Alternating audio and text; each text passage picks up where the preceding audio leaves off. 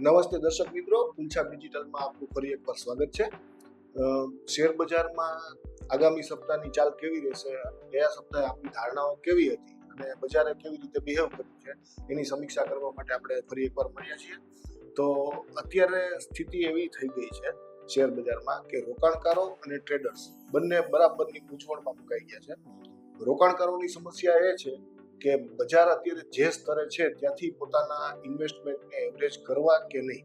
હવે ટ્રેડર્સની સમસ્યા એના કરતાં પણ વધારે થઈ ગઈ છે. સામાન્ય રીતે ફ્યુચર અને ઓપ્શનનો હવે તો બહુ ખૂબ જ વધી ગયું છે ટ્રેડિંગ, અને એમાં સ્થિતિ એવી થઈ ગઈ છે કે ચાર્ટ ઉપર કોઈ પણ પ્રકારના ઇન્ડિકેટર હવે કામ કરતા બંધ થઈ ગયા છે. ઈરાન, અમેરિકા અને ઇઝરાયલના યુદ્ધના કારણે હવે ટ્રમ્પ ઇન્ડિકેટર ઉપર જ બજાર ચાલતી હોય એવી હાલત છે. રોજે ટ્રમ્પ અને ઈરાન તરફથી જે પ્રકારે નિવેદન આવે અને જે પ્રકારે એ લોકો એકબીજા ઉપર હુમલા કરે તેના આધારે બજાર બીજા દિવસે ગેપ અપ કે ગેપ ડાઉન ખુલે છે. તકલીફ ટ્રેડર્સને ત્યાં થાય છે કે તે હવે કેરી ફોરવર્ડ નથી કરતા પોતાના ટ્રેડ, તો એને દિવસ દરમિયાન કમાણીનો મોકો ખૂબ જ ઓછો મળે છે. બજાર બહુ મોટા ગેપ અપ અથવા ગેપ ડાઉન સાથે ખુલી જાય છે, પછી એક પાતળી રેન્જમાં રોજે રોજ ટ્રેડિંગ થતું હોય એવું જોવા મળે છે. જેમાં ગત અઠવાડિયાનો છેલ્લો દિવસ એટલે કે ગુરુવારે જે રીતે ટ્રેડિંગ થયું એમાં ટ્રેડર્સને થોડો ઘણો મોકો મળ્યો કે જેમાં એ લોકો પોતાના ટ્રેડ એક્ઝિક્યુટ કરી શકે. હવે અત્યારે માર્કેટ જ્યાં છે એને આપણે ટાઈમ સાયકલ ઉપર વાત કરીએ તો મોટી ટાઈમ સાયકલ ઉપર બજાર હજી પણ નેગેટિવ ઝોનમાં છે, અને શોર્ટ ટર્મ એટલે કે જે આપણે અહીં ચર્ચા માટે લુનાર અને 15 દિવસની ટાઈમ સાયકલની વારંવાર ચર્ચા કરી ચૂક્યા છીએ એના ઉપર હવે 15 દિવસ માર્કેટમાં પોઝિટિવ ટાઈમ જોવા મળવાનો છે.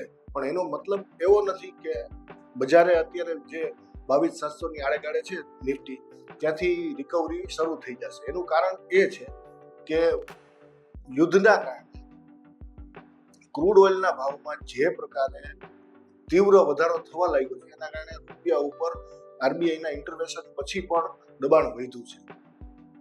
ક્રૂડના ભાવ જે રીતે વધી રહ્યા છે એ હજી પણ રૂપિયા ઉપર દબાણ વધારશે અને આનું સીધું પ્રેશર શેર બજાર ઉપર આવવાનું છે. એટલે હજી પણ આપણે જો એવું ધારી લઈએ કે અહીં બોટમ બની ગયો છે તો એ કદાચ આપણી એક ભૂલ સાબિત થઈ શકે, કારણ કે હજી પણ દરેક ઉછાળે માર્કેટમાં વેચવાલીનો પ્રવાહ દેખાવાનો જ છે.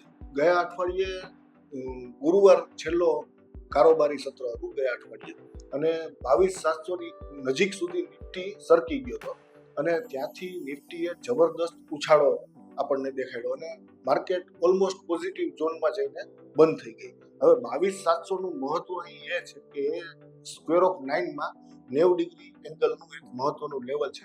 સામાન્ય રીતે ત્યાંથી આપણને મોટા રિવર્સલ જોવા મળતા હોય છે. એ ઇફેક્ટ આપણી જે પ્રેશર ડેટ હતી બીજી અને ત્રીજી એની આજુબાજુ જ એ રિવર્સલ આપણને જોવા મળે. પણ તો શું આ જે રિવર્સલ આવ્યું છે હવે બોટમ બનાવીને આગળ તેજી કરશે? જો આ પ્રશ્નનો જવાબ છે ને અત્યારે હા મળતો નથી. એટલા માટે કારણ કે વિશ્વમાં જે અત્યારે ચિત્ર છે એ ચિત્ર ઉપર ભરોસો થઈ શકે એમ નથી. જેવી રીતે ટ્રમ્પના સ્ટેટમેન્ટ ઉપર ભરોસો ન થાય એવી રીતે અત્યારે માર્કેટની ચાલ ઉપર પણ ભરોસો કરવો ખૂબ જ મુશ્કેલ છે. અને હજી પણ જ્યાં સુધી આપણી ટાઈમ સાયકલ નેગેટિવ છે ત્યાં સુધી આપણી ગેમ થિયરી તો એમ જ કહે છે કે દરેક ઉછાળો હજી પણ વેચાતો રહેવાનો છે. 22,700 તૂટશે તો માર્કેટ ઉપર હવે પેનિકનું જોખમ છે. અહીંથી માર્કેટ હવે તૂટશે તો એ બહુ ફટાફટ વધુ 21,000ની નજીક ઘૂસી જાય એવી પૂરી શક્યતા છે, કારણ કે 90 ડિગ્રી એંગલનું કોઈ પણ લેવલ જ્યારે તૂટે છે એ પછી માર્કેટમાં હંમેશા આવા પેનિક જોવા મળ્યા છે. આવતા સપ્તાહની વાત કરીએ તો કોઈ મેજર એવી પ્રેશર ડેટ ગેમની જે આપણે તારીખોની વાત કરતા હોઈએ છીએ એવી આવતા વીકમાં એક પણ મેજર પ્રેશર ડેટ બનતી નથી. એટલે આપણે અત્યારે એ ધ્યાન રાખવું પડશે કે મોટી ટાઈમ સાયકલ ઉપર જે નેગેટિવિટી છે અને 15 દિવસના જે લ્યુનાર ટાઈમ સાયકલને આપણે ફોલો કરીએ છીએ એ જે હવે પોઝિટિવ ટાઈમ ઝોન દેખાડે છે એ બંનેનો ક્લેશ થશે. આના હિસાબે માર્કેટમાં આ વીક કમસે કમ વોલેટિલિટી જોવા મળશે. કદાચ એવું પણ બને કે માર્કેટ ગેપ ડાઉન ખોલીને રોજ રિકવરીનો પ્રયત્ન કરે, એટલે કે નીચલા લેવલેથી ખરીદી દેખાશે તો ઉપરના લેવલેથી વેચવાની પણ આવતી રહેશે. એટલે રોકાણકારો અને ટ્રેડર્સ આ બંને હવે સાવધાન રહેવાની જરૂર છે. માર્કેટ ન્યૂઝ બેઝ ચાલી રહી છે, એ કોઈ એક ચોક્કસ ટ્રેન્ડમાં નથી. જે સ્તરે આવીને ઊભી છે એ કદાચ એવું પણ કહી શકાય કે એક લક્ષ્મણ રેખા ઉપર ઊભી છે. એને જો નીચે વળોટી જશે બજાર તો બજારમાં ચિત્ર વધુ ખરાબ થઈ શકે. એટલે રોકાણકારોએ આ સ્તરેથી રોકાણ કરતા પહેલા પોતાના સ્ટોક માટે નિષ્ણાત લોકોની સલાહ લઈ લેવી અને પછી જ એ સ્ટોકને એવરેજ કરવાનું વિચારવું. તો બીજી બાજુ કોઈ પણ ટ્રેડર્સ જે લોકો ઓપ્શન અને ફ્યુચરમાં ટ્રેડિંગ કરે છે અથવા તો ઇન્ટ્રાડે સ્ટોક ઉપર કામ કરતા હોય તો આ લોકોએ સાવધાન રહેવાની એ જરૂર છે કે કોઈ પણ ટ્રેડ કેરી ફોરવર્ડ કરતા પહેલા વિચારવું કે રાત્રે ટ્રમ્પ શું બોલી જશે, ઈરાન શું એનું રિએક્શન આપશે અને બીજા દિવસે માર્કેટમાં એની શું ઇમ્પેક્ટ આવી શકે છે. તમે ખાલી આટલો વિચાર કરશો તો ટ્રેડ કેરી ફોરવર્ડ કરતા પહેલા 1000 વખત આપણને વિચાર આવશે કે આ જોખમ લેવું કે નહીં. ગેમ થિયરીની કોઈ પણ ડેટ આ વીકમાં બનતી નથી. તો આપણે હવે ટેકનિકલી ચર્ચા કરી લઈએ કે ટેકનિકલી ચાર્ટ ઉપર બજારમાં શું દેખાઈ રહ્યું છે. ડેઇલી કેન્ડલ ની વાત કરીએ તો ગયા ગુરુવારે જે પ્રકારે કેન્ડલ બનેલી છે અને જે જબરદસ્ત એમાં ખરીદી દેખાય છે એ એમ દેખાડે છે કે કમસે કમ બજારમાં એકાદો ઉછાળો હજી પણ બાકી છે. વીકલી કેન્ડલની વાત કરીએ તો એક હેમર અથવા તો ડોજીની વચ્ચે કહી શકાય એવી એક વીકલી કેન્ડલ ફોર્મ થઈ છે અને એ કેન્ડલ રેડ કલરની છે.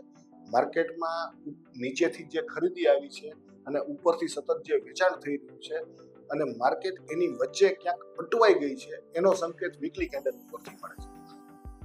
તો આના આધારે આપણે એટલું અનુમાન બાંધી શકીએ કે આ વીકમાં જ્યાં સુધી નિફ્ટી ગયા વીકનો હાઈ અને ગયા વીકનો લો એ તોડતો નથી ત્યાં સુધી આ માર્કેટ ઉપર માર્કેટના કોઈ પણ ટ્રેન્ડ ઉપર આપણે ભરોસો કરી શકીશું નહીં.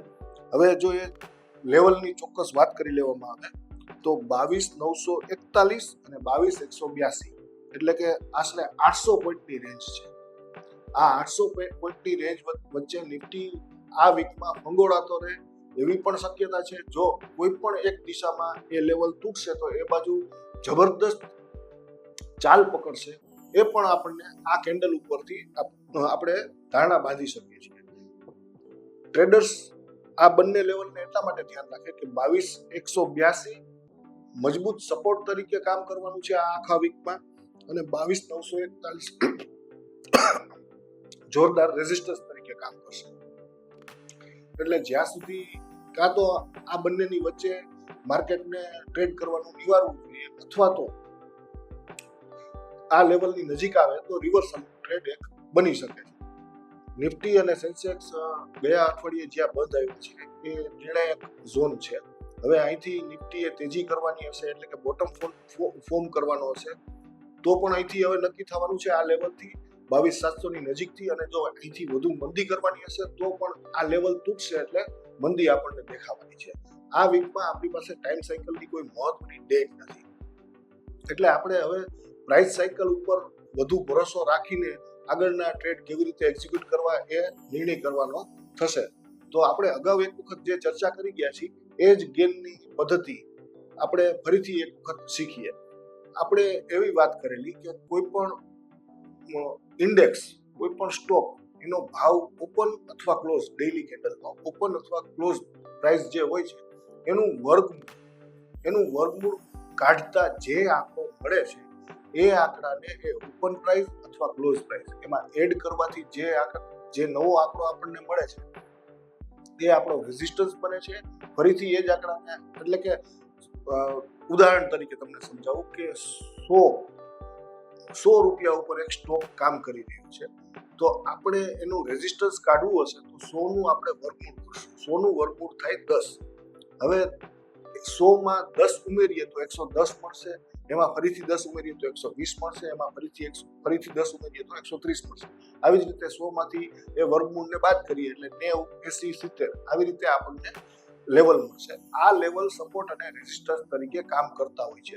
આ સેમ પદ્ધતિ ઘનમૂળમાં પણ લાગુ પડે છે અને એ આપણને મોટા લેવલ બતાવે છે અને માર્કેટ આ લેવલ ઉપર બહુ જબરદસ્ત રીતે રિએક્ટ કરતી હોય છે. ત્યાંથી નાના મોટા રિવર્સલ સામાન્ય રીતે આવતા હોય છે. એટલે કોઈ પણ ઇન્ડેક્સ હોય, કોઈ પણ સ્ટોક હોય એનો તમે ઓપન અથવા ક્લોઝ પ્રાઇસ ડેઇલી કેન્ડલમાં એનું વર્ગમૂળ કાઢી લેવાનું અને એ વર્ગમૂળને જે તે ઇન્ડેક્સ અથવા સ્ટોકના ભાવમાં ઉમેરવાથી અને બાદ કરવાથી જે આંકડા મળે છે સપોર્ટ અને રેઝિસ્ટન્સ છે અને ખૂબ જ મહત્વના છે. એને યાદ રાખીને એ સપોર્ટની નજીક આવે તો તમારે શું ટ્રેડ લેવો, એ રેઝિસ્ટન્સની નજીક આવે તો તમારે શું ટ્રેડ લેવો એ તમારે નક્કી કરવું જોઈએ. તો દર્શક મિત્રો, આપણી ચર્ચા શેરબજાર માટે આવતા સપ્તાહ માટેની પૂરી થાય છે. ફૂલછાપ ડિજિટલના તમામ કાર્યક્રમો તમામ પ્લેટફોર્મ એટલે કે ફેસબુક, ઇન્સ્ટાગ્રામ અને યુટ્યુબ ઉપર તમે જોતા રહો. એને લાઈક, શેર અને સબસ્ક્રાઇબ કરતા રહો.